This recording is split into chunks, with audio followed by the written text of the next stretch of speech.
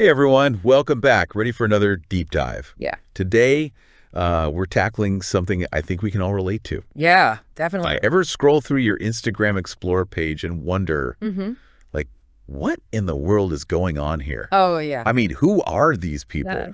So we're going to deep dive into how to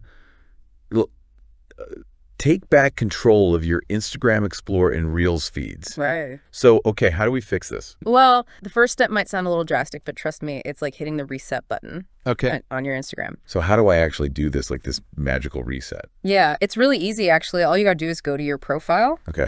tap the three-line menu in the top right, Okay. and then go to Settings and Activity. And then from there, select Suggested Content, and you'll see the Reset Suggested Content option. Okay. Reset suggested content. Got it. So what's next? What do we do after that? All right, so now comes the fun part. This is where you get to really curate your feed and start training your feed to show you what you actually want to see. Okay, cool. So every time you're scrolling and you see something that makes you cringe or you're just not interested in, tap those three dots at the top of the post Okay. and hit not interested. Okay, so we've got the reset button and we've got the not interested button. Yeah. What about those broader topics that just keep coming up? Yeah. Like, I swear Instagram thinks I'm like about to open a bakery with all the baking content I see. Yeah, totally. Like how much banana bread can one person make? Exactly.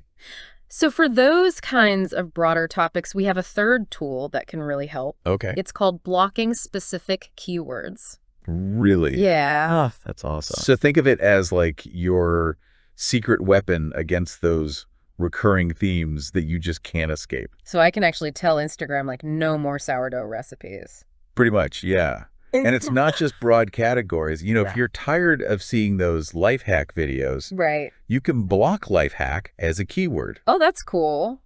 And then if there's a particular creator's content that you're just not into, you can block their username too. Well, that's good to know. I didn't know you could do that. That's incredibly helpful. Although I think I would struggle to come up with, like, all the keywords I might want to block.